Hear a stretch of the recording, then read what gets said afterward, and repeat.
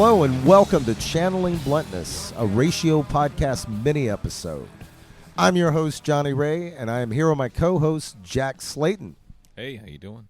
Good, man. It's good to be here with you. We are recording from the Sunset Marquee, kind of like our home away from home now when we come out for all this rascalry that we get into now here in Los Angeles.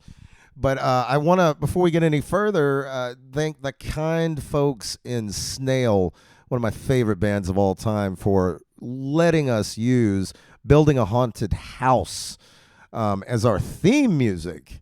It's from the album Feral, and I can't recommend the band and all their full links enough. Thank you so much, Matt, for letting us do this, and all the guys. You have an eternal favor with me on this plane and beyond.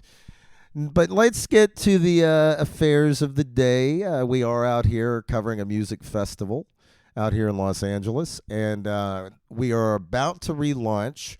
Well, this is the relaunch you're hearing right now.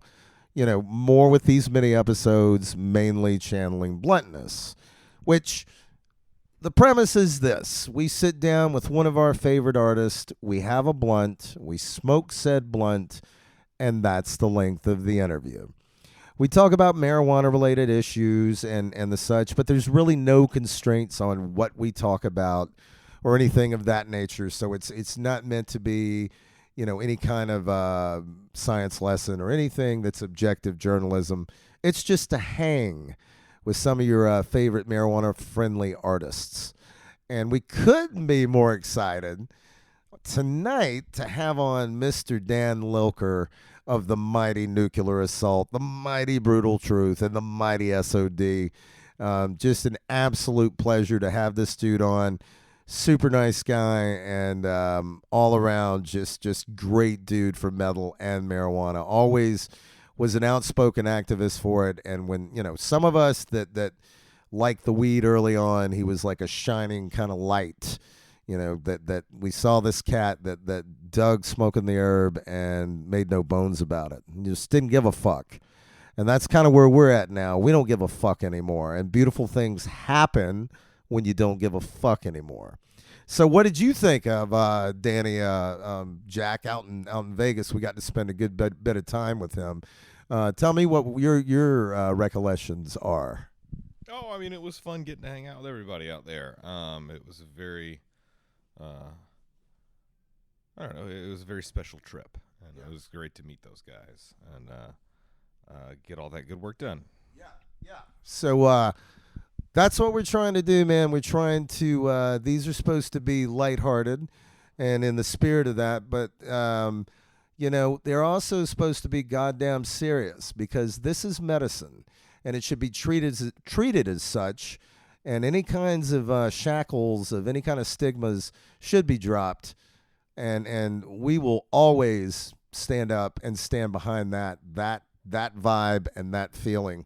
And it's really something that I can only say has just come so far in these last 20 years or so. And that, before we get to our main interview here tonight, that's something I want to say, and not in a cavalier way, but just out of love and respect to all of our listeners, that this is not something to be taken lightly, marijuana now. You know, this is not the weed you smoked in high school for some of us. This is daily being perfected, and it's an amazing thing, but I'm not going to be some hippie asshole and tell you it's your own trip, man. I'm going to give you all the information I can. So, and I would urge you to do the same before you go into any endeavor where you're going to be experimenting with any kind of substance. And we'll stand behind that as well to the end. But now that all the lectures are over and everything, let's get to some fun with the mighty Dan Lilker. All righty, Johnny Ray here at the Ray Show podcast here out in Psycho, Las Vegas.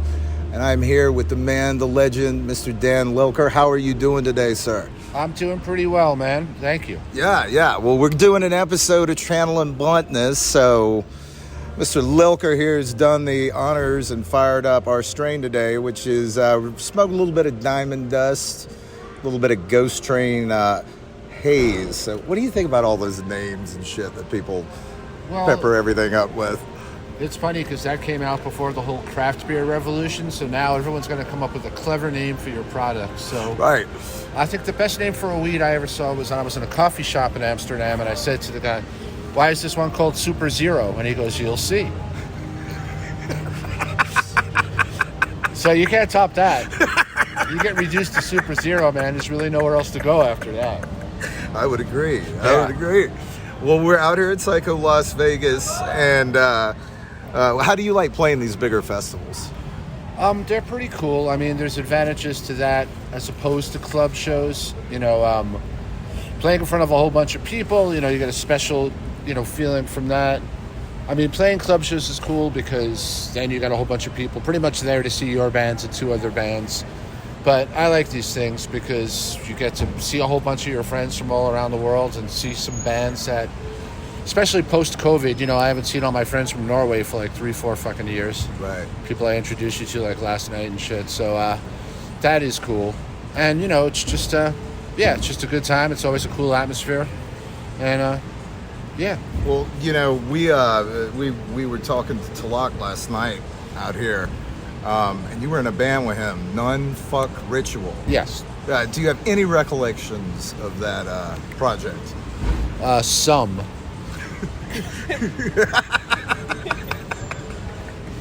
Nutfuck Ritual was basically his band, and he had always liked my bass toe, and he figured I would be the perfect person to play on it, and we were friends already. And basically what it is his vision of what black metal would sound like if it was at doom speed. Right on, right on. Well, okay, we're at a festival right now where marijuana is legal here in Nevada. What was it like in those early touring days when you're trying to locate weed in like a strange town where you don't know the promoters or you don't know the clubs or anything like that? Well, of course, it was a more of a challenge where you couldn't just walk to a fucking store and buy whatever you wanted. But having played in Brutal Truth, we had a reputation that preceded us. So people always knew we liked to smoke a lot of weed and always rolled up with some. And one time we were on our way to Denver from Seattle, which is a long drive. So we stopped in Billings, Montana and got a hotel there. And we went to some bar where they had like the neon blinking boot and everything. And I found weed there in Billings, Montana, from a Puerto Rican dude from New York who had been in the gang version of witness protection. They just said, yeah, you better get out of here before somebody fucking kills you. So he went to Billings, Montana, because a Puerto Rican from New York is, she might stick out like a sore thumb, but no one's going to be looking for you there, dude. Right. Yeah, and then he tried to sell me speed, and I was like, no gracias. Well, how is the legalization process up in New York shaking out? What challenges do you see with it, and how's it going? Well, right now, it's still the Wild West because although it's legal, they don't have the dispensaries, all the licensed, regulated dispensaries. So a lot of the vape shops are just randomly upgrading, but you don't know whether you're getting the real thing. However, now everyone's realizing at these stores that if you're not selling the real flower, you're not going to make any money. People are annoyed if they go buy what they think is a pre-roll, and it's like 80% CBD, and all it does is get rid of your headache. Right. How do you think? Do you think it's just going to get better up there? But how do you think in the city especially?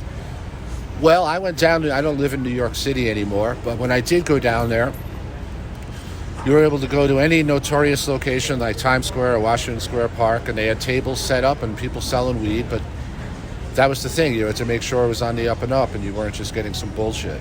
Yeah. So you're out here, how's it feel to be playing with Nuclear Assault again? And just how long has this been since you guys last played? Well, we just do shows sporadically now. John's a high school teacher, so that kind of limits things. The last show we did was actually the Philly Metal and Beer Fest about a little over 2 months ago in Philly, obviously. And in 2 weeks, we are playing the UK Death Fest in London, but we're pretty much trying to wrap things up, not go on forever. We said we were not going to be doing any more shows, and we keep doing them. So, well, if there was going to be, who would play you in a Hulu-type Sex Pistols TV series on the Stormtroopers of Death? my friend Dan Lilker. because he looks like me at the age of 25. Right on. He's the guitar player from Exciter. He looks like he'd be my son. Yes. Yeah, he's also an Eastern European Jew with curly hair. Works perfectly. Right on. It would have to be him. Okay, so you're an outspoken stoner, and we're coming down to the end of this blunt. How is everybody? How are you enjoying this strain? I'm enjoying it very much. I'm looking forward to my afternoon bagel.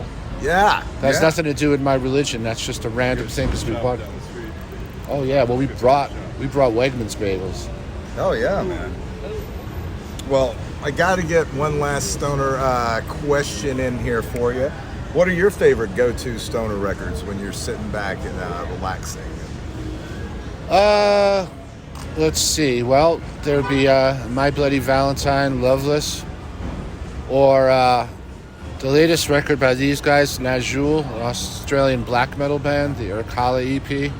The vocals are purposely undermixed, so when you're really high, you think there's an orc in your closet.